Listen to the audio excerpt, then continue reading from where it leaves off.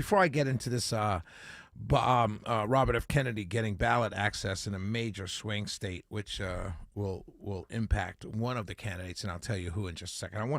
A lot of times I scroll through Facebook and I see things that really hurt my spirit, right? And the things that I see, they hurt my spirit because so many people look at them and they share these things, right? And it hurts my spirit because I'm like, oh man, this guy that's sharing this or this person that's sharing this, I respect them. I think they're a brilliant person or a brilliant human being or a friend of mine. Many of them I know personally because they're all they're my Facebook friends. That's why I'm seeing what they're posting. And I say, I can't believe he's falling for this, if you will. And there's a lot of times. Some of them are not very political. Some of them are all over the place. Some of them are sports related. Some of them, in this case, it's kind of sports related, sports/business related. And I was like, I can't believe these guys or these girls believe this, right? And some people that share them, I'm like, they just sharing the popular meme of the day. They're not very smart. But a lot of times, the people that share them, I'm always surprised. And so, you know how they talk about on social media Russian bots? And people, bots, and these foreign countries trying to foment discord in America by flooding our social media with information, and the left calls it misinformation. I call it just bad opinions, and they try and sow discord. And I'm seeing this more and more, particularly along lines of race relations.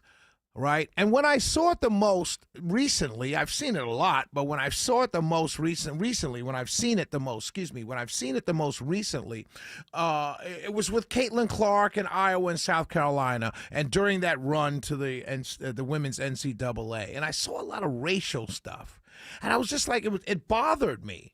Because none of it in any way, shape, or form was based in reality. One of the things that's going through our country right now is you have a bunch of people, particularly, I'll say, on the left, and I see it more from the left. I also see it on the right. I do. Admittedly, we see it on both sides because it's human beings. But I see it more on the left, where the reality doesn't match up with the logic, or in this case, the illogic of the post, of the information being shared.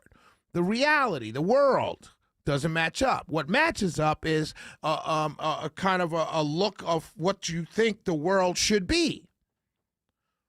But the world doesn't operate like that. So how you want the world to be is great.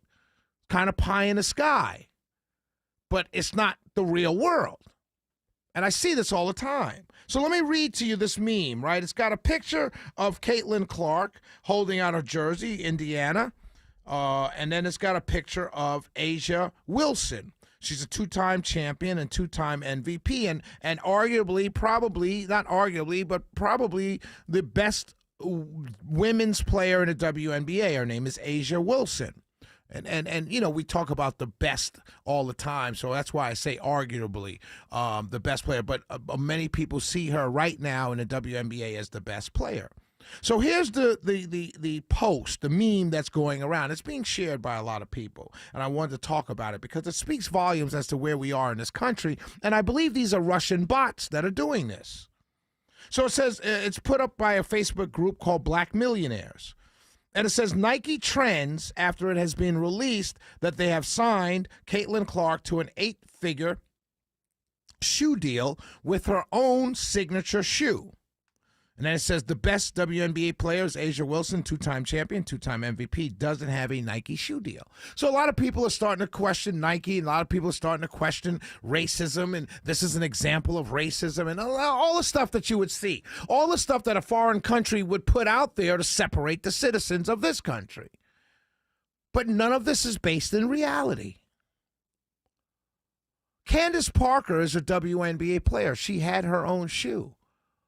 I would love to ask the people who posted this or are sharing it, did you buy Candace Parker's signature shoe for your daughter? Now, you wouldn't buy Candace Parker's, a WNBA player's signature shoe for your son, I hope, because he wouldn't wear it. But did you buy it for your daughter? Did you buy it for your niece? Did you buy it for your granddaughter? Did you buy it for any female in your family? Did you buy the Candace Parker Nike shoe that Nike made for Candace Parker? Because if you didn't, you can't scream now about Asia Wilson not having a shoe. What I can tell you is that Caitlin Clark's shoe will sell millions of her shoe to middle America, little small 12-year-old white girls, and their parents will buy her shoe. Because the reality is, one, you didn't know Candace Parker had a shoe. Two, you never watched the WNBA.